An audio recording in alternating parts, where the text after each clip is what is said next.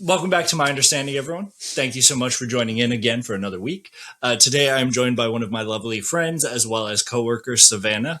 I work with a lot of amazing people. She's done some really incredible things in her life. One of which is just she is I want to say just kind of avid marathon runner. Like you have run multiple of them in the past. And I know that you have more planned in the future, whether you're running more of those or trying to achieve new things. You're always striving for kind of what's next. So that's kind of something that I wanted to kind of talk to you a little bit about is the marathon. So how many, refresh my memory, how many exactly have you run? So 4 full marathons. That's incredible. And that I've run multiple, I'm not sure. I guess I could count if I think about it, but many half marathons. Yeah. Yeah. Just something you really are passionate about doing or just love doing, I guess. Yeah. So, I mean, well, it's multifaceted. But I did start my history with running goes back to middle school. Okay. And it just kind of like typical. I started running cross country in 6th grade. Yeah. And then really liked running. And I just kept doing more of that. And I did it through high school. And then as an adult, I would just continue to run. And it was always like something that I got a lot of benefit from. Just, I think mentally, mainly. Yeah. And also, I was really I think of myself as a golf ball. Yeah. Like if you cut it open, there's if you cut open a golf ball, there's these tightly wrapped rubber bands. Wait, really? Yeah, 1,000 rubber bands, really tightly wrapped. Literally never cut open a golf ball before, so I had no clue. Mm-hmm. Well, because I have a friend who always tells me, they go, "You're tightly wrapped." Okay. That's why I say, I don't doesn't make any sense. You're like, is this a good thing? I am freaking shit show.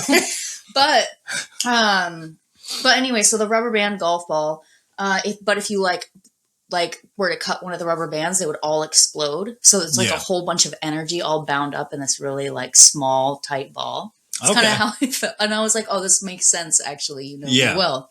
And so as a kid, I was just that kid that was up at 3 a.m. and I was like, what should I be doing? Yeah. All day, I just out the door till sunset, running around. And so running was a way, I think, for me to exhaust all my energy. Mm-hmm. And then as an adult, I started the first race I ran as an adult was a half marathon. Okay. And I ran it. I was training for a full marathon, and I ran it about let's see, my training block was 5 months. Okay. And I ran it probably 3.5 months into my training block. Wow. And I just decided, I don't know, I was in my 20s and I was just maybe I'll run a marathon. Why not? Sure. Pretty much. Like you said, I really something I get a lot from is, here's a new thing. Let me learn it and then do it. That is awesome. I love those things. I'm bring it on. So I was I'm just going to run a marathon. Why not? This is how I'm going to do it. A plus B equals C. And then when I ran that half marathon, I just didn't have any expectations. And at the end, I remember I ran it with a friend of mine who was a retired fire chief. Yeah. And she always takes podium, which is at the end of races, podium would be first place, second place, third place. Yeah. Those are the podiums. And so I was up there waiting for her name to be called. And all of a sudden they were in first place, Savanah Wald. And that's me. That was me. And same thing. I was and I have the video still because I was me. And and I didn't know, I just had no idea, because I had looked at my time before. Mm-hmm. I mean, there's more to the story, but the point of it was, at that point, that's when I started racing marathons. The marathons that I've run have been not the first one, but I have raced them. And when I think about my relationship to running races, there's running them and there's racing them. Yeah. are different in my head. Yeah. And so, and I train for them differently. Like, and sometimes it shifts. But at that was the moment where I was like, oh, now I'm going to win. Yeah. I win things. It was real cool. Yeah. I love that distinction between the running and the racing. Yes. I think that's incredible, especially like the idea that you had that first experience right there where you were winning it. Yeah. That's a fun thing to have happen. Yeah, it was super cool. It was like I remember, so I went, they have like on a screen, they display each person and their time. Yeah. Their time, their mile average, where they came in. And I remember I just went and I took a picture of the screen.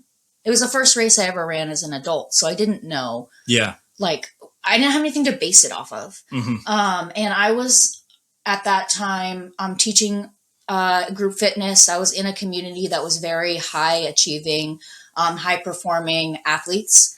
And so the people I had surrounded myself with were like this was a normal thing. Yeah. And I remember taking a picture of that screen, and the person behind me, you can see reflections in screens. The guy was like looking at it like, I remember looking at that picture being like, what is his issue? And then when I took podium, I was like, oh, because I just ran that half marathon in an hour and 27 minutes. That's incredible. That is wild. It's super cool. So yeah, it was a good feeling. Yeah. It was like, it's one of my funnest races I ever ran, I think. Yeah. Yeah. That is wild. And okay, so I feel like there's no like easy way for me to say this. I feel like part of his issue would also just be a little bit of the shock factor. And this is no jab at you. Like, yeah, I would say part of like maybe your height even would have that impact of like, because I feel like when people picture like long runners like that, they might picture like somebody a little bit taller who has like a longer stride. And it is very impressive because like you're not the tallest person out there, but you are very built. Like you're very strong and you have that dedication to go. And yeah, I'm actually one of the shortest people out there. Yeah. Just in case no one knows. Yes. Yeah. But that's incredible because like your height, I mean, it's one of those things that like you haven't let be a factor at all. It's just you put your mind to something and you go and do it, which is huge. Absolutely. Yeah. I always tell people like, if you see a short person in the gym, like don't mess with them. They're not fucking around. Yeah. Like we're motivated. Yeah. No, 100%. Yeah. Yeah. You've got the temper the size of your height. It's just. So yeah, no, it's super cool. And I think that's where strength training comes in for me. Yeah. Is because like, I'm not built like a runner. Yeah. I don't know how it happened. It just did. I don't know if it's like because I started doing it at a young age. And so I'm just very adapted. Yeah. But, if you think about like the science of muscles, like, they say there's like 3 muscle fiber types, but for all intensive purposes, there's like type 1 and type 2. There's like the fast twitch and the slow twitch. And like running is endurance. It's going to be slow twitch. You're just going to have like, they typically have different types of muscle fibers. And I look like someone and I lift in the gym also like someone who's like, fast twitch. Like I want to do one lift as heavy as I can. Yeah. Almost pass out, set that shit down and walk away. Come back 5 minutes later and see if I can do like 2 pounds heavier. Like I really, and so, I think that strength training made a big difference for me running wise. Because it allowed me to, I think to have an advantage, when like, I'm typically the shortest person running and the stockiest person running. Yeah. Like when you set up when you line up to run, you'll get in like groups, like where they have the pacers, and I'll get with a pacing group. And typically I start with 6:45. So that would be average minute time of a 6:45. And that's where I start. And I've never run a marathon at a 6:45 average, but like I'm short and stocky in that group. And I find that the advantage I typically pass people on an uphill. Yeah. And it's just like, all of a sudden I'm like, oh, thank God I was doing deadlifts the beginning of the year for a long time. Yeah. So yeah, I found that like they can cross over in a very complimentary way. Yeah. You've put a lot of work into all of it. So what made you want to like just initially like, cause I know you kind of what made your distinction between wanting to run and race marathons. What made you just like, even in the first place, decide you wanted to just try a marathon? Yeah, I was working in the fitness industry, and I was teaching full time, and like to the capacity that I could. It's a lot to teach fitness classes like full time, and so I had a couple different things that I was doing, but the people, a couple of my coworkers and the person who owned the studio that I was teaching at were training for a marathon. And I remember, so I was a spin instructor. I would teach cycle classes. And I remember one day, I hadn't gone for a run in a while because I started teaching cycle. Yeah. And so that kind of replaced running for a while. And then it was spring one day, and I just went for a run, and I came to work and I was like, I went for a run and it was amazing. I felt really good. I think cycling is like helping me get faster. Yeah. And then my boss was like, oh, do you want to run a marathon with me? And I said, okay, if I can go home and run 10 miles without stopping, I'll do it. And so I didn't do it that day, but I was on a Wednesday. I remember I'm going to do it on Wednesday. And I remember on a Wednesday, I went home from work, ran 10 miles, went to work the next day and was like, I'll do it. That's so wild. And that's incredible. Yeah. And at that point, I think that was the longest run I'd ever been on. Yeah.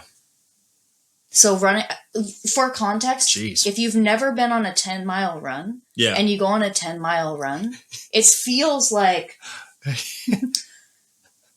damn.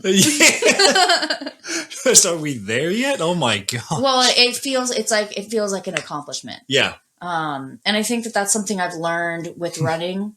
Also coaching people through, like I coach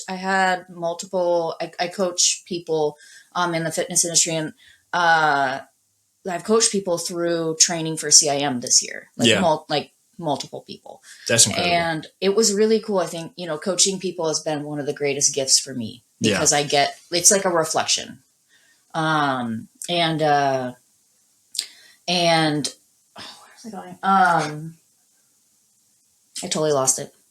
Yeah, no worries. You were talking about how like you've coached multiple people through running a CIM this year because it's kind of like a reflection on like what. Yes. Oh, and I was kind of going like so a marathon is 26 miles. Yeah. And you spend a big my experience has been through training for that. You spend a chunk of time running a lot of long runs past half marathon, past 10 miles. Yeah. Multiple times a week, every week. And so 10 miles becomes small. And that's the one thing, like it becomes a short run. Yeah. And so, that's the one thing I've learned is that everything is relative. Mm-hmm. And I think one of the biggest pieces of running and training for races or just training for a marathon, like running a marathon is a really big deal. Yeah. I think 3% of the population has run a marathon. Yeah. Like it's like, cause we're surrounded by people who do it a lot. Yeah. But it's still a huge feat. Like even for people that we're surrounded by a lot of very fit and athletic people, but even among people like us, I mean, I haven't run a marathon and that seems like a lot. Yeah. So it's still a huge feat. Like that is still a very impressive thing. Yeah. It's incredible. And what happens in how we all of a sudden go from, that was my experience. I all of a sudden went from, wow, I can't believe I went home on a Wednesday and ran 10 miles to, cool, I got to run a marathon in 3 hours and 30 minutes or else. Yeah. And so, that's also part of the journey, I think, of being an athlete is like, how do I relate to what I'm doing? And what is my relationship to the actual outcome of what happens? So philosophy Yes. now of running. Which is cool. I mean, it's fun to kind of it's fun to be able to look back and see your progress and how Yeah. you've like changed and grown from your first one up until now. Because I feel it's a 9-day difference. Because like you just said, now your goal is your current goal like 3.5 hours, or like what is your current goal? No. Yeah, I want to run. So Okay. a goal of what I want to do is want to run a 3-hour marathon. Wow. Okay. Yeah. Dang.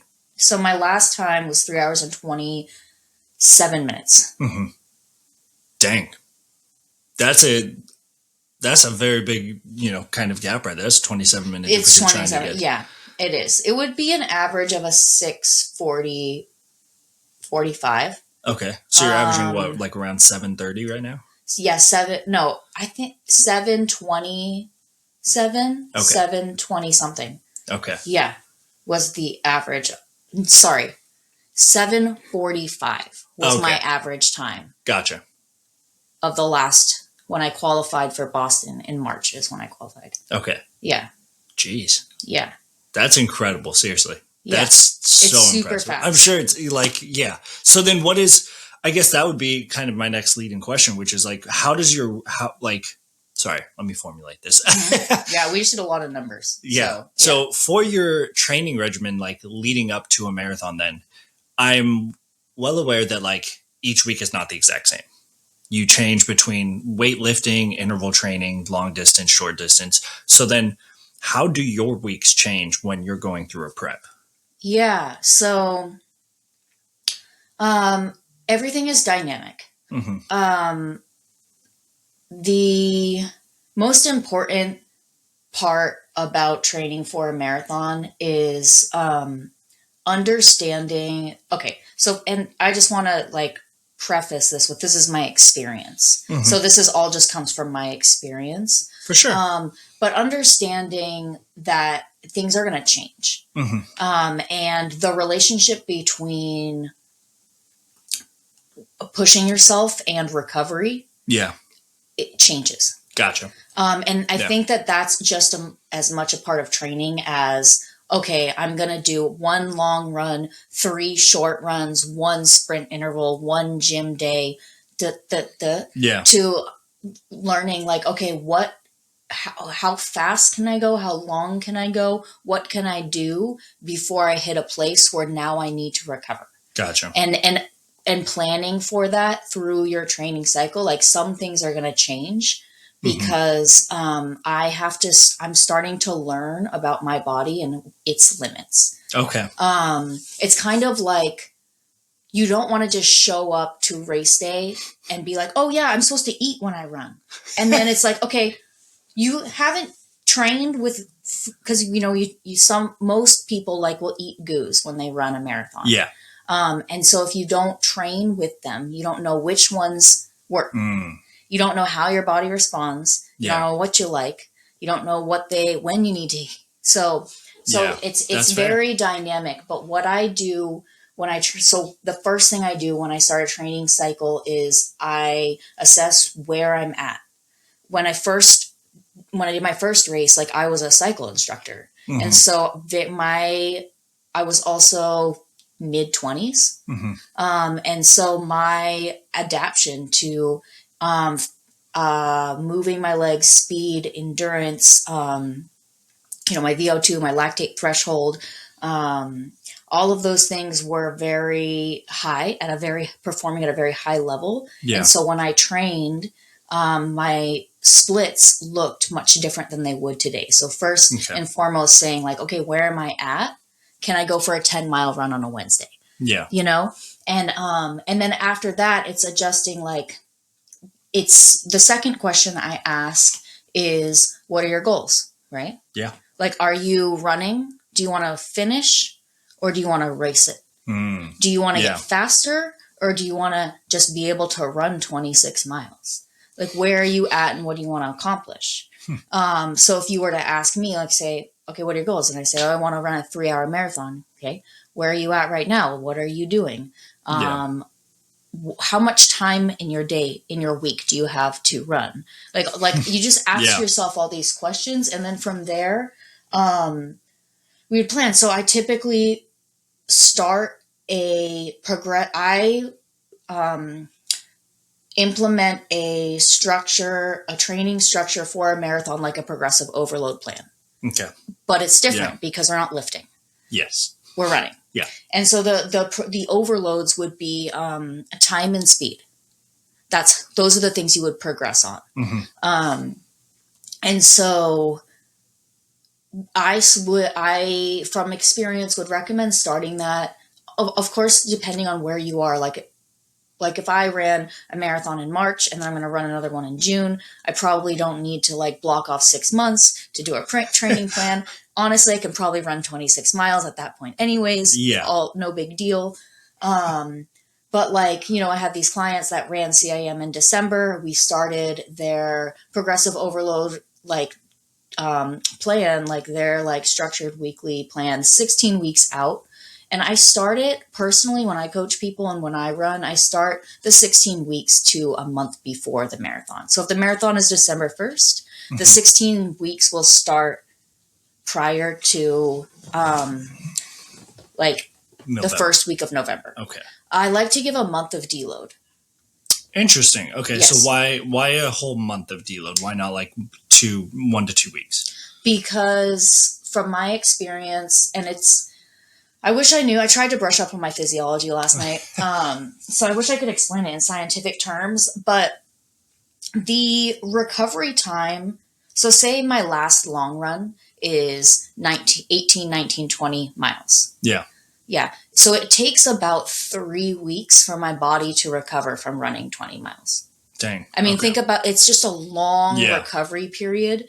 And it doesn't mean that even the next day I couldn't go out and run 20 miles. Like I probably could. Yeah. But when I run a marathon, I want to be 100% recovered. Yeah. Like I want to show up on that start line, getting with my pacing group, knowing that I'm not going to be tired, fatigued. I don't have to worry about my muscles still like needing recovery time and like synthesizing lactate and like all these different things. Like I'm recovered. It's all good. No soreness. My hips don't hurt. My joints are steady.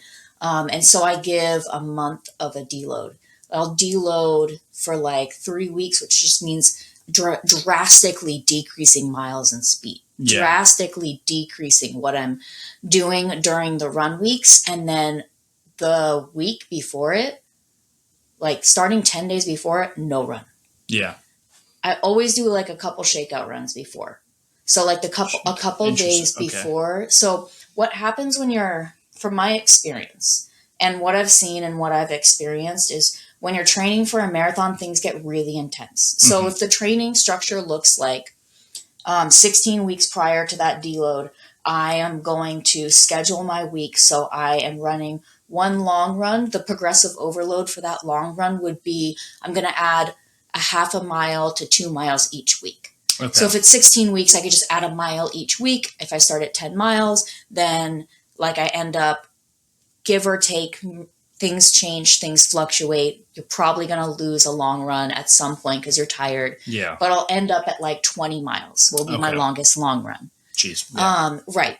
And so what I've seen is, and that's just like one run during the week, right? So depending on your baseline, your conditioning, where you're at and what you need, you're going to have 1 to like 3 other runs during the week. Yeah. Some people run every day. I don't want to, so I never have. Yeah. But you could run every day. The point being, when you get to this place where it's like, okay, my long runs are now 16, 17, 18, 19. That's like 5 weeks, 20 of running for more than 2 hours. Yeah. Because you're not running your long runs at race pace. Yeah. I'm not sprinting my long run. I'm trying to stay in aerobic. Yeah. I'm trying to stay in zone 2. Yeah. The entire time I'm running along 16 miles. So that's like every week you're like, cool, I'm going to go for a 3-hour run. Like imagine it would be like going to the gym and doing a warm-up set of back squats for 3 hours straight. Yeah, it's insane. It's like, it's just hard. Yeah. It's hard in a different way. And so it gets intense in the mind. Yeah. And a lot of coaching, and this is why I think it's, if you're going to run and you can, like, get a good coach, like someone who's going to be able to hold space for like what happens in the mind, because it gets really intense. And then what happens, kind of going back to like the deload and like why I do shakeout runs, is you start to think, can I run still? Yeah. Because do my legs still work? It's been so intense. The training has been so intense. You're running, you're doing a progressive overload, you're doing speed intervals, you're, depending on your goals, like you're doing all these different things, and you're just like, on Wednesdays I have to do my long run or else. Yeah. Like whether or not I like it, and like, oh no, I'm hungry. Sorry. Like, oops. Get to stepping. Let's go. Yeah, I'm tired. Great. It's cold out. Sorry. Yeah. I mean, I've gone through crazy stuff training. I believe it. And so I have to do a few shakeout runs just to remind myself, like, you're a freaking runner. You love to run. Yeah. Your legs move. And guess what? Because you don't, so how long does it take muscles to atrophy?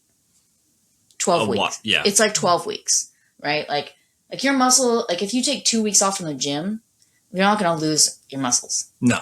Like I could probably still PR. Like I could probably still like go and deadlift, like very close. You tend to lose just like a little bit of the muscle inflammation is what it is. Right. And so if I can run 20 miles, I can run 26 miles. You can run a marathon. Yeah. So I always tell my clients, because it gets freaky, it's like, oh, can I take a week off running? I'm like, yeah. You're going to be a better runner if you let the inflammation go down, if you let your body recover, and then just do a shakeout run. Remind yourself, look at yourself in the eyes, in the mirror, and be like, I'm a freaking runner. What do you need to do? And then like, just trust and believe. Yeah. But yeah, so I typically start a training plan 16 weeks out. And it just depending on what your goals are. So for me, if I was running a 3-hour marathon, I want to include speed work. I'll probably get really specific in the types of speed work I do. I'm nerdy. Like I could like just tell me to shut up when I need to, because I could talk about running and what to do forever. Yeah. And I'll do speed work. It's my favorite thing to do. So I probably actually will do it once or twice a week. I won't do it more than twice. So what does that look like to you then? What does your speed work look like? Yeah, so I will change it. So it's like lifting. We want to add a stimulus, add an impact, change the way that my muscle needs to respond to the world, or my physiology, my body needs to respond to. I want to give space for adaptation and then wait for the adaptation to happen, and then do it again, like overload it.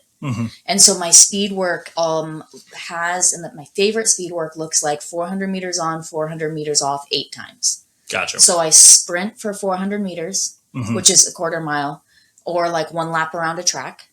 And then I jog 1 lap around the track. And then I sprint. Yeah. And then I jog. I do that 8 times. Okay. And that's been speed work. I've also done speed work where it's longer. It's like 800 meters. Damn. I've done, and that just means speed work means increasing the speed for a certain amount of time. Yeah, it's not necessarily sprinting as fast as you can. Yeah, so what I look at it like,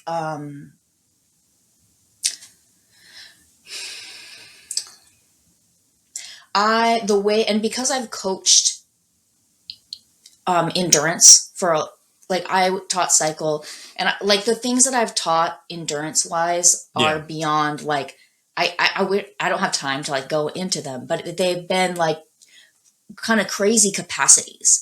Like, I mean, I taught endurance in 105 degrees. Like I've coached 40 plus people in one class, like just through that experience, you know? And so, like you want to get to a point where like you think that you're going to throw up. It's like, Yep. like, have you ever lifted so heavy where you're like, I don't know. Not sure how I did that. But I need some time. Yep. Same like you stand up and you walk across the gym. You're like, bye. Squat rack. I need a bit of time.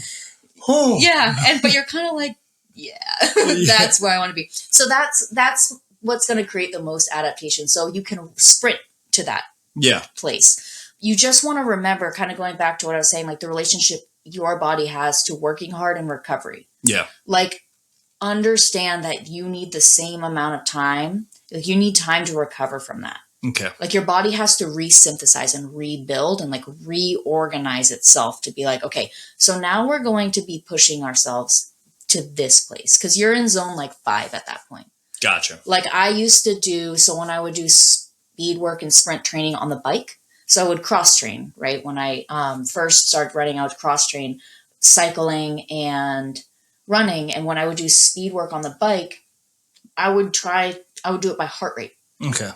And I would do shorter intervals. It would be like 10 seconds on, 20 seconds off. Yeah.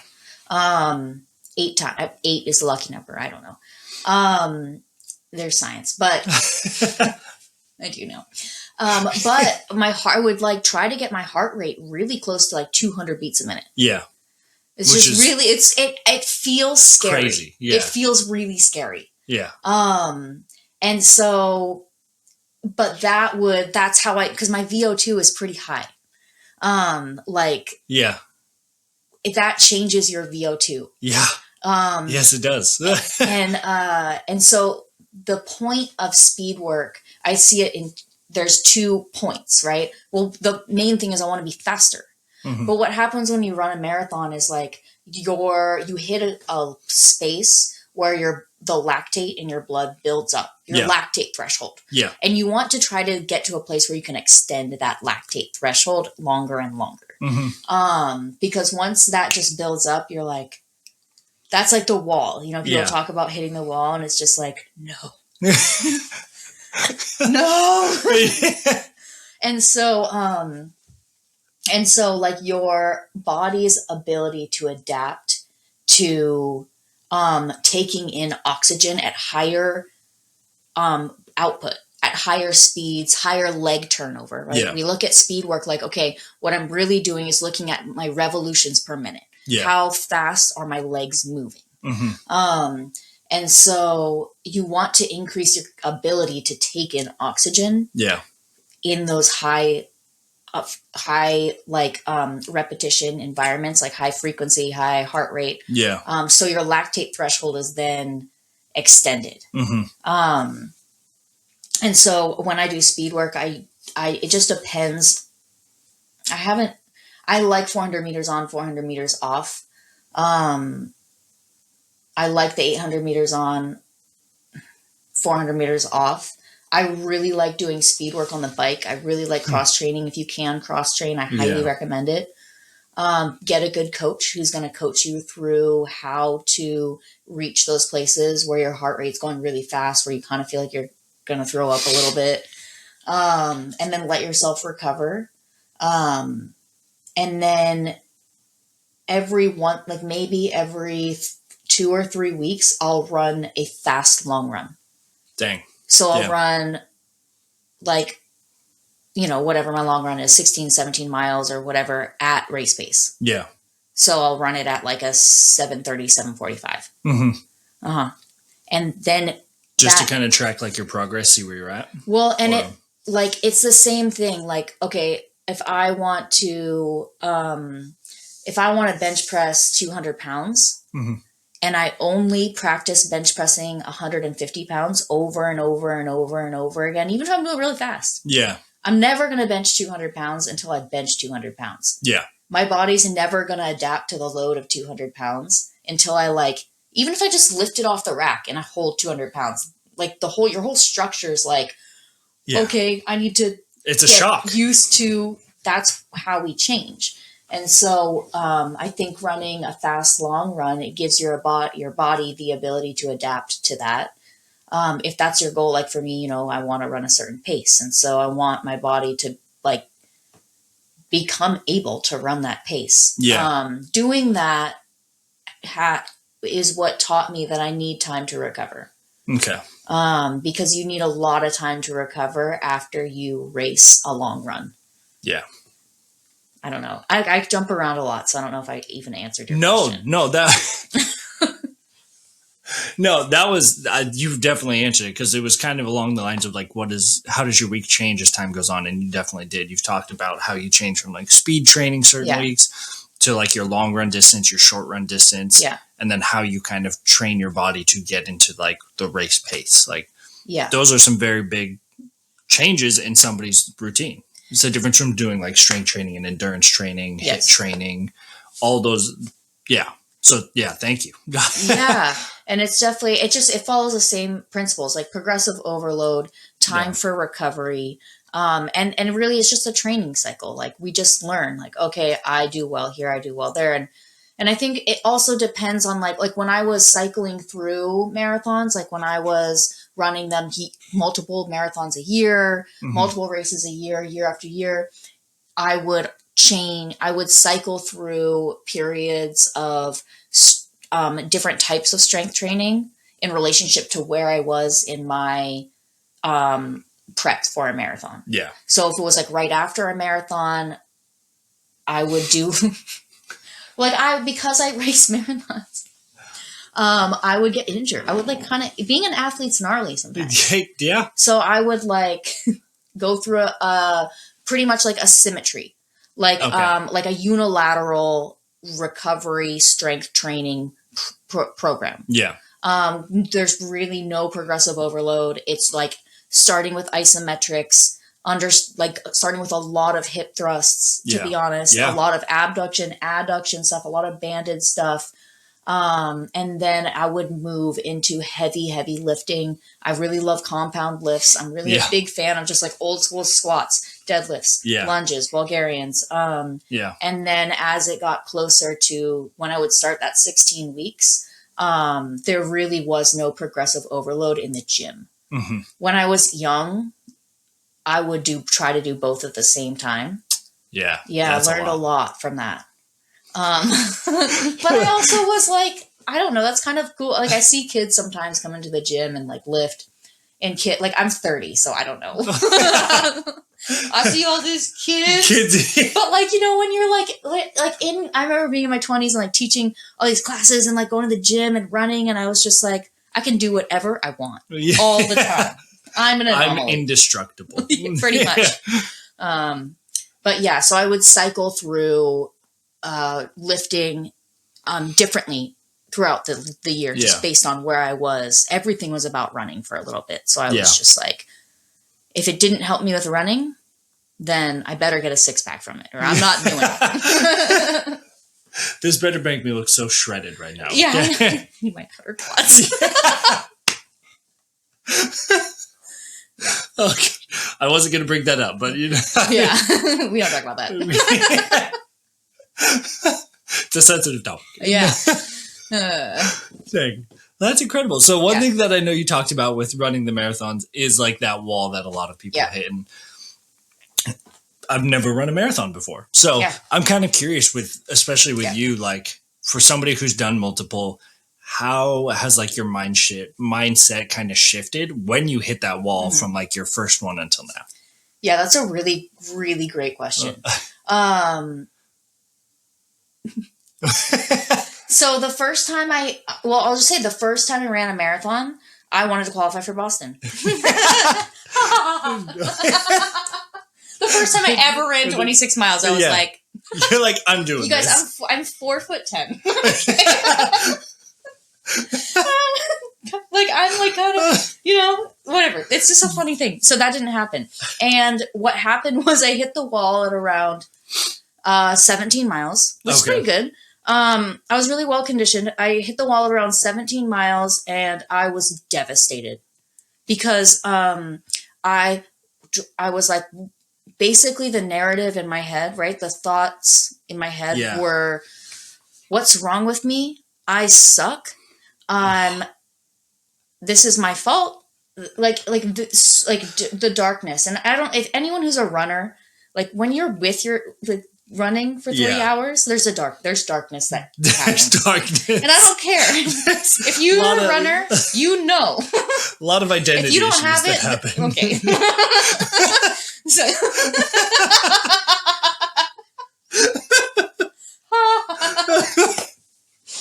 Kidding, but anyways, also not really. I don't know if you should run a marathon.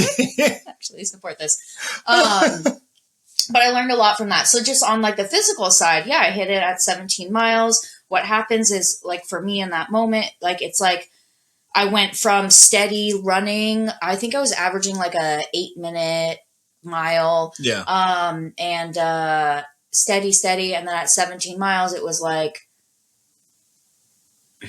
I don't know how to explain it. So the best way I could explain it is if you've never run for that long and you've never hit a wall, then when you run, you're probably just stopping because you're like, dumb. This is like not Why what am I I even want to be doing this? Yeah, but like, you don't stop because you physically can't move. Like, have you ever done a bicep curl to the point where like you can't actually bring your arm up anymore? Yeah. So it feels different, but the same concept. Like when you hit the wall, you can't just like, well, if I really try it, I can continue to run. Mm-hmm. I could really run another mile. But when you hit the wall, you're like, it's like you're all of a sudden you become lead. Your whole, and you don't, you can feel it. Like the glucose is out of your, you can't turn glucose into ATP and then synthesize like what the lactate. Yeah. And because the lactate then goes back into the liver and the kidneys and that gets turned back into glucose and energy and then it turns. Yep. And so your lactate the lactate in your blood is too high of a volume and you just start to feel heavy, right? Yeah. And so at that point, that 17 miles, I could only do sprints at the 8-minute. Yeah. And then I would go down to like 10 minutes. Yeah. And that moment, like there's a mind thing and there's a body thing, right? Because you're just like, okay, what, at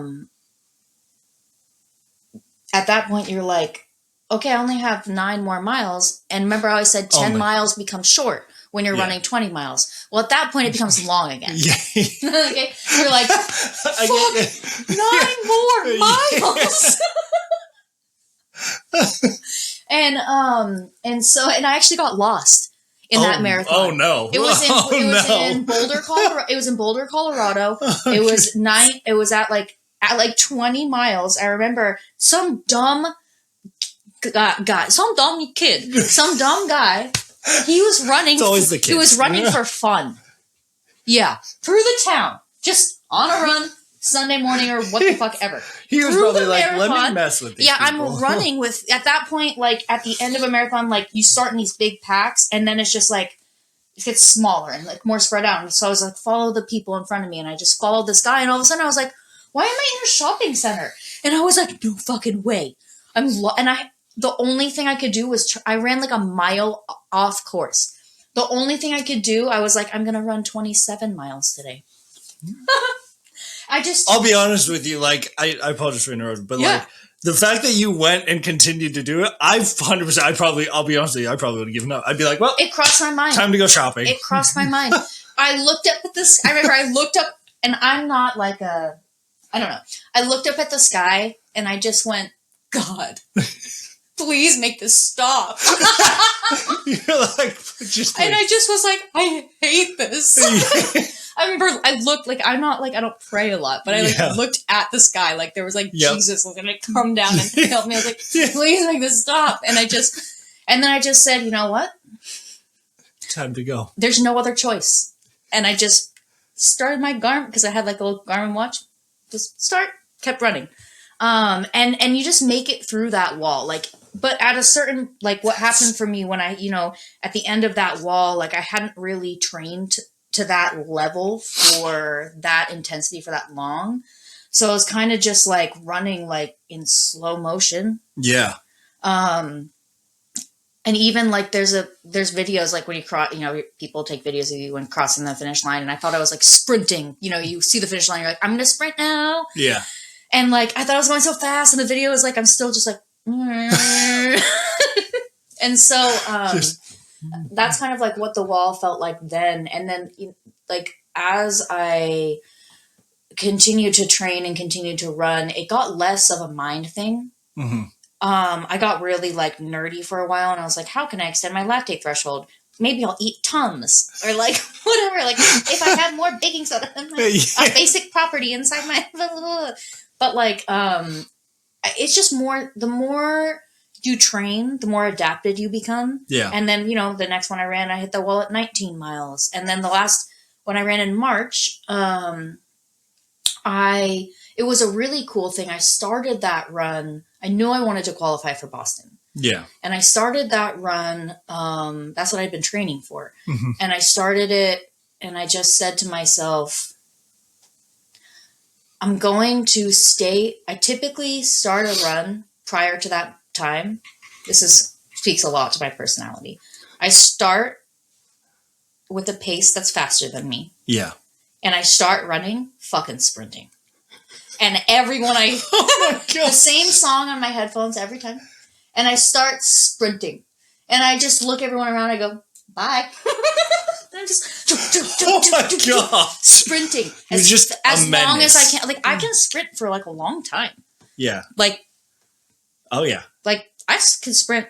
Yeah, I did your VO2 max. I was terrified. I can sprint. And so I just sprint until I'm done, and then I hit a wall, and I'm just like pulling lead across the finish line. And that race in March, I was like, I'm going to stay really humble in this race. And every moment I was like, I tried to find a line where I was like, I'm suffering. Because if you're racing a marathon, you're suffering. Yeah. It's painful. You're in a lot of pain and suffering. And so I was like, okay, but it's like lifting. You're like, okay, I'm going to lift, and I want to do something, doing something hard. And that's a reality. I need to accept that. And so during my race, I was like, I chose to do this. Yeah. I was like, am I running as fast as I can right now? Because your mind tries to tell you to slow down all the time. Yeah. Every moment when you're running, your mind's like, you're dying, your joints are falling apart, your muscles are atrophying while you're running, you didn't eat enough, your heart's going to fail. Like your mind will start telling you all these things. Yeah. So I just try to stay really humble and real. Like, no, I can keep this pace, but also, can I keep this pace? Yeah. And I just stayed at a pace where I was like, is this realistic? Am I realistically going as fast as I can? Yeah. And so, and it's a double, and I think that just comes from experience and training of really knowing like what it feels like in your body to be at a place where you are going as fast as you can. Yeah. And it's uncomfortable. Yeah. But your ego is less running the show. Yeah. Literally. Yeah. And so, and I didn't hit the wall till like mile 20. Damn. And I only slowed down. I think my slowest mile was like at 8:30. That's really good.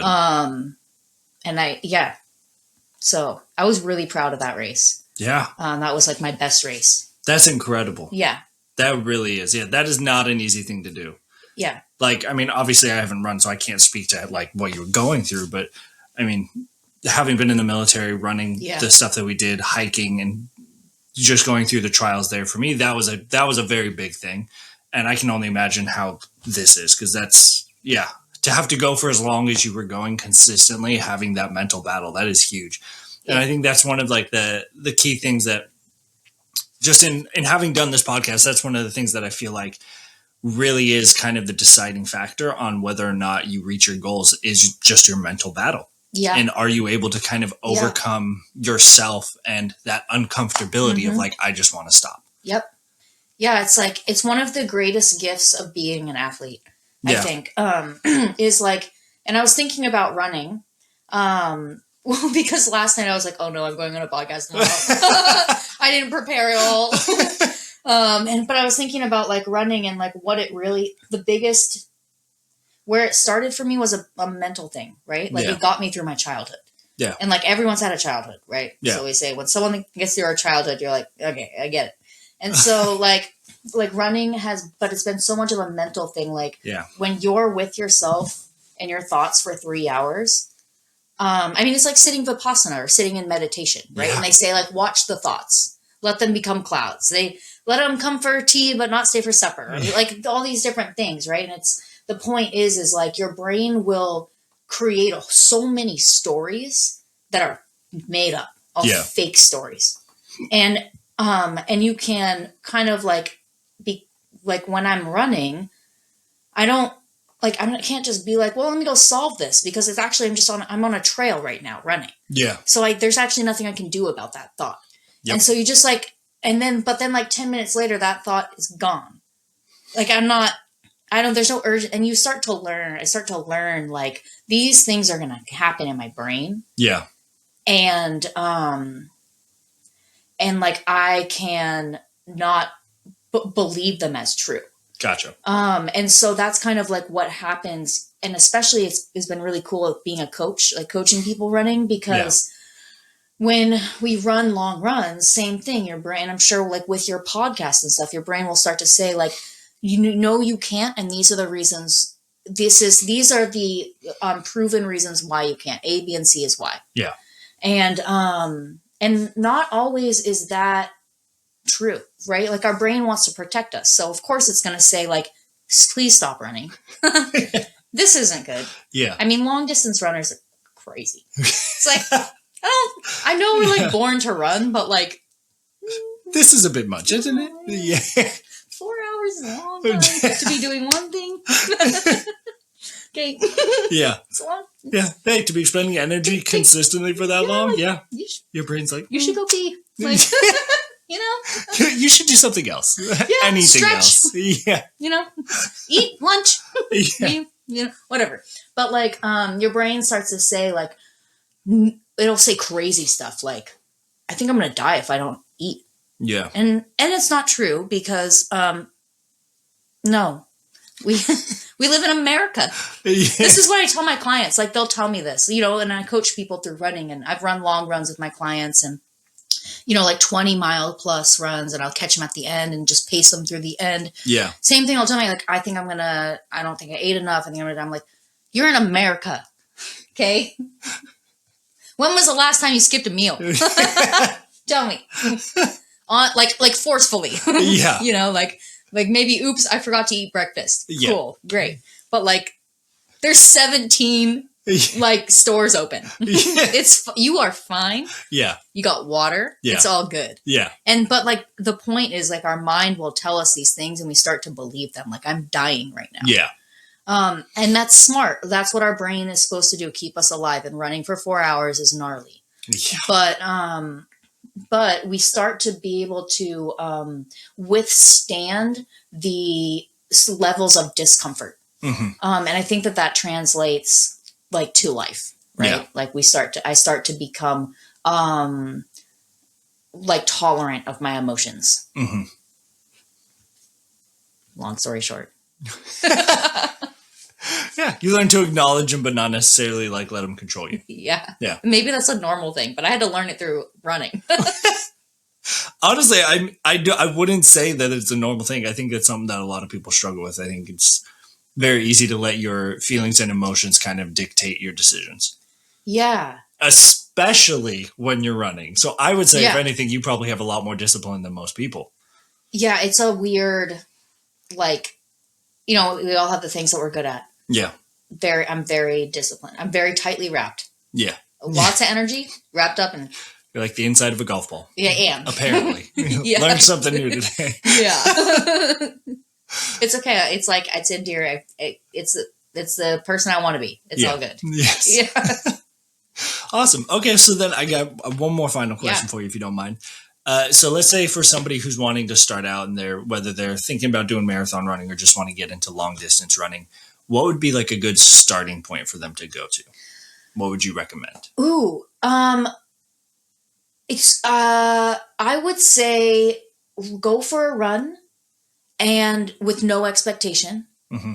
and then write down how long that run was, how it felt, what worked and what didn't work. Mm-hmm. And based off of that, I would either find a running, if you can find a running coach. Yeah. Or there's another option is there's many like running groups. Like I know, in our area and like the different towns and different communities, you can go to like a running store, like a place that sells Very running true. shoes. Yeah. Maybe even REI would know about it, or even like a bike Probably. store would probably be able to point you in the right direction. There's like actual running clubs that you can just join. Yeah. And those are a really great way to like just start to get a routine and like to be around other people who are running. I mean, I know some people like if you have a watch, like I love the Garmin, like Yeah. that's what I use when I run, and like it can create a plan for you. You could probably look up a plan online and follow that, but I definitely would say if you can, like immerse yourself with a community or a friend that's also running. Yeah. That way you can like traverse all the endeavor together. Yeah. And you're not just like stuck in your head like, is this right? Yeah. Yeah. So I would say, go for a run, write down what worked, see where you're at. That way you can like show up to your plan knowing, Yeah. like realistically, what am I doing? And then, find a community or a person. Yeah. Yeah. That is awesome. Yeah. Yeah. I love that. I appreciate that. Thank you so much for sharing. Yeah, absolutely. Yeah. And thank you so much for coming on the podcast today. Yeah. It's a pleasure having you on. It's so much fun. Love hanging out with you. So absolutely. Yeah. I really appreciate that you're doing this. I think it's great. And I listen every week. So well, I appreciate it. Thank you so much. Absolutely. Yeah. Yeah. Sweet. Well, thank you guys so much for tuning in. I hope you guys enjoyed it. Please feel free to leave a like, comment, subscribe, do all the good stuff there. And let me know if you want to have Savanah back on again, because I know I would. So we'd love to have her on again. Stoked. Sweet. Thank you guys. Take care. See you. Okay. Bye.